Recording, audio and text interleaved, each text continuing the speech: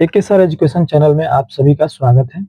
आज हम लोग क्लास नाइन्थ का कुछ बीजगणित से रिलेटेड फॉर्मूला और कुछ क्वेश्चन देखेंगे। ये वीडियो पार्ट 1 है। इसका पार्ट 2 नेक्स्ट वीडियो में अपलोड होगा। तो सबसे पहले हम लोग कुछ फॉर्मूला देख लेते हैं। बीजगणित में ये फॉर्मूला याद होना ही चाहिए अगर आप लोग क्वेश्चन बनाना चाहते हैं तो। क्लास 9 के लिए, स्पेशली क्लास 9 के लिए है। उसके बाद हम क्लास 9 का पूरा मैथ जब अपलोड हो जाएगा, उसके बाद हम क्लास 10th का, फिर क्लास 11th, फिर क्लास 12 कंटिन्यू 4 क्लास का मैथ हर एक वीडियो में आप लोग को देखने के लिए मिलेगा। स्टार्टिंग है तो चलिए देखते हैं क्लास 9th का कुछ बीजगणित फॉर्मूला। नंबर 1 फॉर्मूला है कि a प्लस बी का whole square, A square plus B square plus 2ab। 2 number है a माइनस बी का whole square, A square plus B square minus 2ab। Number 3 है A square minus B square equal to A plus B into, इसको गुणा को हम लोग into बोलते हैं, तो A minus B, A square minus B square equal to हो जाएगा A plus B into A minus B. 4 number है A square plus B square equal to A plus B का whole square minus 2ab। 5 number A plus B का whole cube, ये बहुत important है, बार बार आता है। ए प्लस बी का whole cube, A cube plus B cube plus 3ab bracket में ए प्लस बी। एकदम रट जाना है, क्योंकि अगर ये याद नहीं रहेगा तो क्वेश्चन हम लोग सॉल्व नहीं कर पाएंगे। 6 नंबर है ए माइनस बी का whole cube, A cube minus B cube minus 3ab bracket में A minus B. 7 number question formula है A cube plus B cube equal to हो जाएगा ए प्लस बी ब्रैकेट में A square minus A B plus B square. 8 number A cube minus B cube equal to हो जाएगा A minus B bracket में A square plus A B plus B square. 9 number है A plus B plus C का whole square, ये वैसे आता नहीं है लेकिन हम लिख दिए हैं, A square plus B square plus C square plus 2ab plus 2bc plus 2ca। Easy है, आप लोग याद कर सकते हैं। कुछ घातांक का नियम है, घातांक के रूल भी हम लोग को याद होना चाहिए। जैसे मान लीजिए कि ये हो गया आपका a का पावर m इंटू a का पावर n, पावर m है और यहाँ पर n है, और ये जो a है इसको बेस या आधार बोलेंगे। अगर पावर में जो भी हो और बेस एक जैसा हो तो हम पावर को क्या करेंगे, जोड़ देंगे, यानी कि क्या हो जाएगा a, इसमें से कोई एक ही लिखेंगे a, अब पावर में जुड़ जाएगा m धन n। यहाँ पे क्वेश्चन में हम लोग के पास यहाँ पे कुछ और रहेगा, जैसे डिजिट में दे दिया a का पावर 2, a का पावर 4, तो यहाँ पे हम लिखेंगे a का पावर 2 प्लस 4 यानी कि a का पावर 6 हो जाएगा। तो ये रूल है, ये नियम है घातांक का नियम, आप लोग इसको ध्यान में रखेंगे तभी क्वेश्चन बनेगा।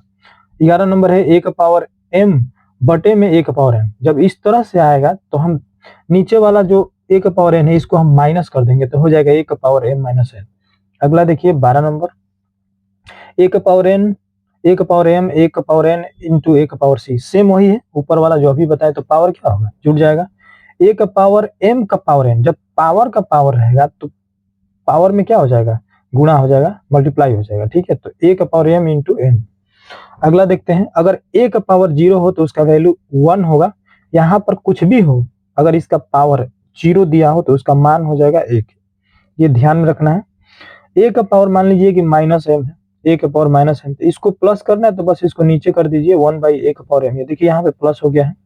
अगर 1 बाई m a का पावर m है, इसको अगर हम ऊपर करेंगे तो फिर ये क्या हो जाएगा, माइनस हो जाएगा। तो ये हमारा कुछ बेसिक फार्मूला था, आप लोग इसे नोट्स कर ले, याद कर ले। चलिए हम लोग देखते हैं बीजीएफ बहुपद से रिलेटेड कुछ थ्योरी देखते हैं यहाँ पे। तो बहुपद से रिलेटेड में हम लोग देखेंगे तो पहला है बीजीय व्यंजक। बीजीय व्यंजक का मतलब क्या होता है, बीजीय व्यंजक का मतलब होता है कि एक्स वाई जेड, मतलब एबीसीडी में कोई भी डिजिट, कोई भी अल्फाबेट को हम लोग बीजीय व्यंजक कहते हैं, ठीक है। अब एक इक्वेशन के तरह रहेगा, जैसे मान लीजिए इक्वेशन की तरह हम ऐसे बोल सकते हैं कि 8x स्क्वायर है प्लस 6x प्लस 3, एक तरफ से ये हमारे लिए क्या है, बीजीय व्यंजक है। और भी है, जैसे 10y पर 4, 6y पर 3, 5y स्क्वायर, 6y प्लस 2, ये सब क्या है, हमारा बीजीय व्यंजक है।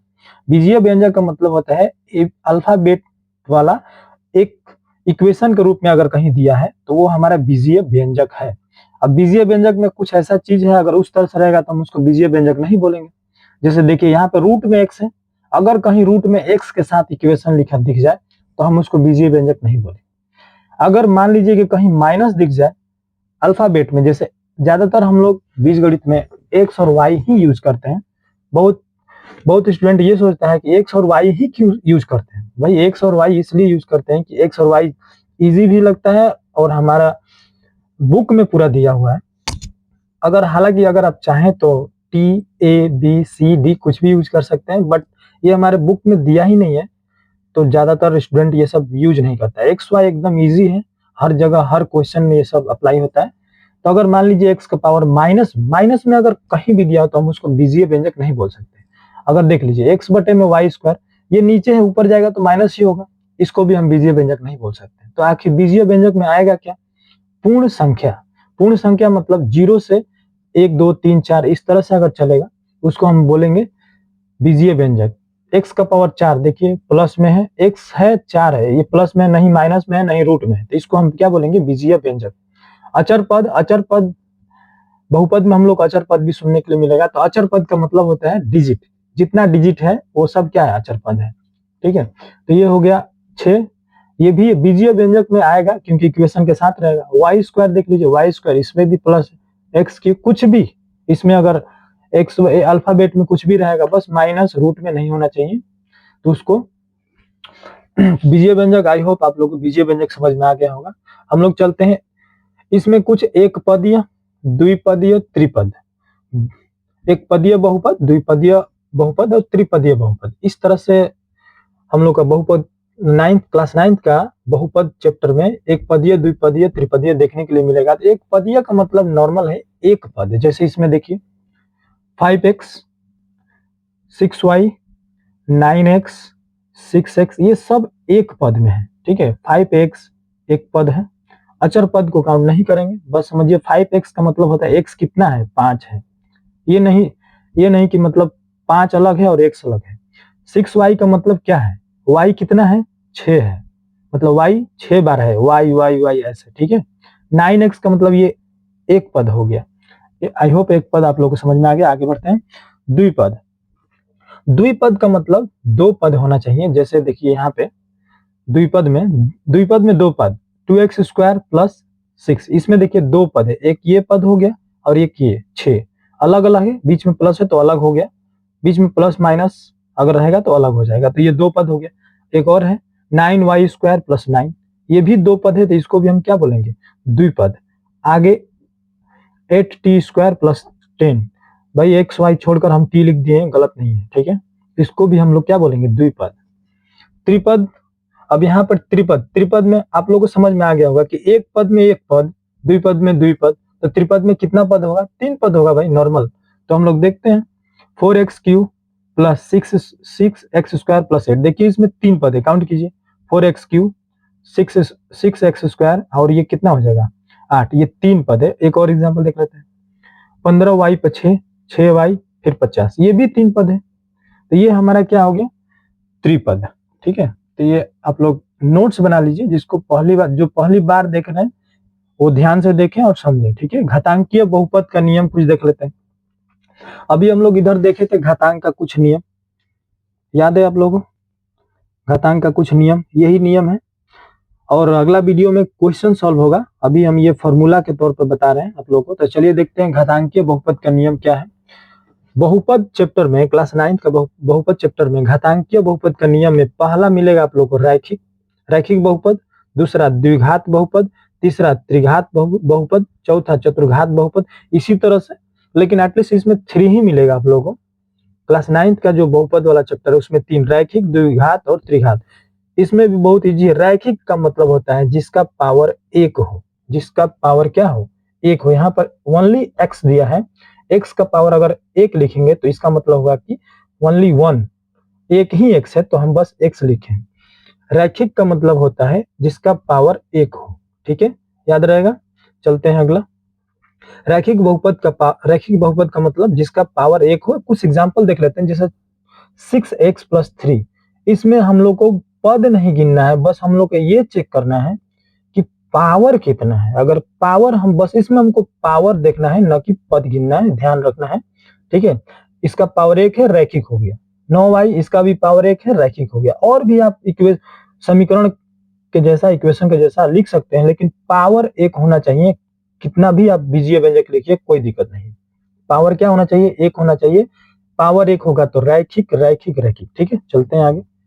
द्विघात में पावर 2 होना चाहिए। जैसे यहाँ पे देखिए 8x² पावर 2 है, इसको हम लोग क्या बोलेंगे? द्विघात बहुपद।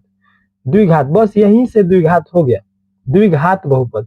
अब इधर कुछ भी आप लिख दीजिए, कोई दिक्कत नहीं है, जरूरी नहीं है कि यही लिखिएगा, बट एक सीक्वेंस होना चाहिए। जैसे 8x² है, यहाँ 2 है तो 2 के बाद फिर पावर क्या आना चाहिए? 1, मतलब सिंगल, तो 6x+3। ये एक सीक्वेंस होता है बीजगणित में थोड़ा सॉल्व करने के लिए। चलते हैं त्रिघात में। त्रिघात में देखिए 6x³ यहाँ पर q है, दिख रहा होगा आप लोगों को। 10x² + 9x + 8। इतना में हमको चेक करना है कि पावर, सबसे बड़ा पावर किसका है? सबसे बड़ा पावर है यहाँ पे 6x/3 3 है, इसलिए हम इस इक्वेशन को बोलेंगे त्रिघात बहुपद। चतुर्घात में पावर 4 होना चाहिए, तो इस तरह से देखिए 4 दिया हुआ है। ठीक है, यहाँ साइड में हम लिख भी दिए हैं। रैखिक में पावर क्या होगा? 1 होगा, यहाँ पे रैखिक पावर 1 होगा। द्विघात में पावर 2, त्रिघात में पावर 3, चतुर्घात में पावर 4। ठीक है, तो ये हो गया हम लोग का घातांकीय, रैखिक, द्विघात और त्रिघात चतुर्थात।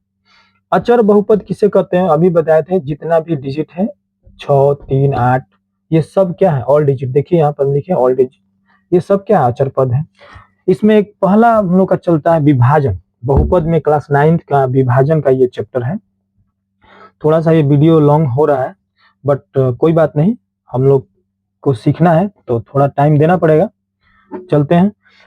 px क्वेश्चन दिया रहेगा आप लोग का, क्वेश्चन दिया रहेगा कि px = x²। ठीक है, और कोई gx = मान लीजिए यहाँ पे दिया है 6x/4 + 9x/8y/3।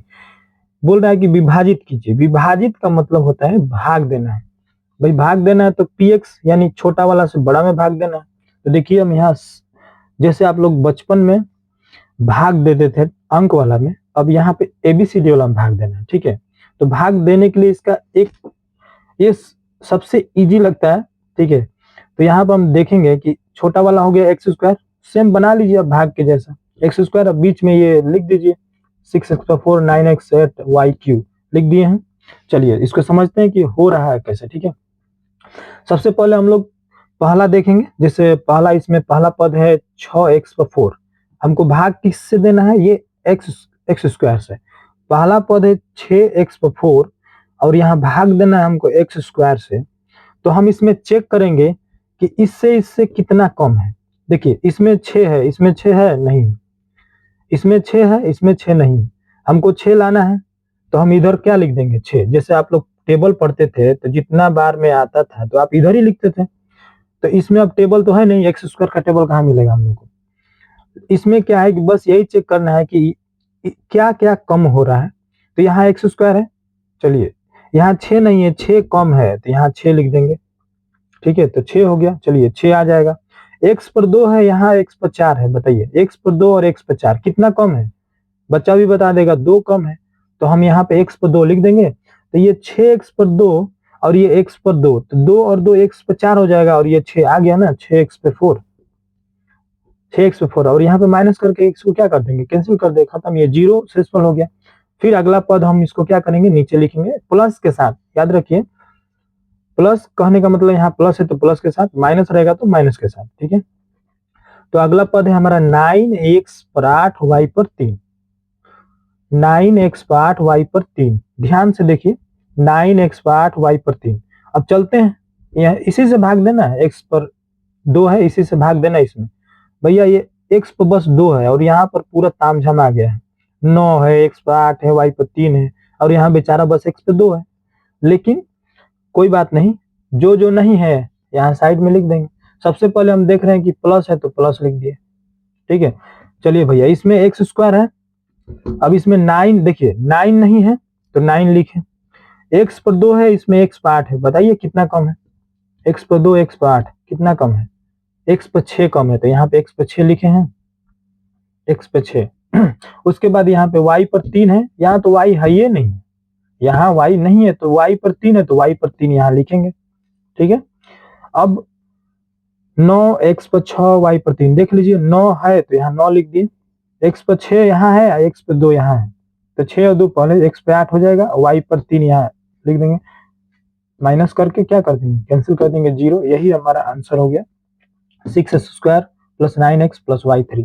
आप लोग इसे चाहे तो स्क्रीनशॉट ले सकते हैं, थोड़ा छोटा हो गया है, ठीक है। चलिए आप लोग स्क्रीनशॉट ले लीजिए। मिलते हैं नेक्स्ट वीडियो में, पार्ट 2 में। क्लास 9th का ही अभी चलेगा, कुछ क्वेश्चन बहुपद में रह गया है। नेक्स्ट वीडियो मिलते हैं पार्ट 2 में। Thanks for watching, see you next video.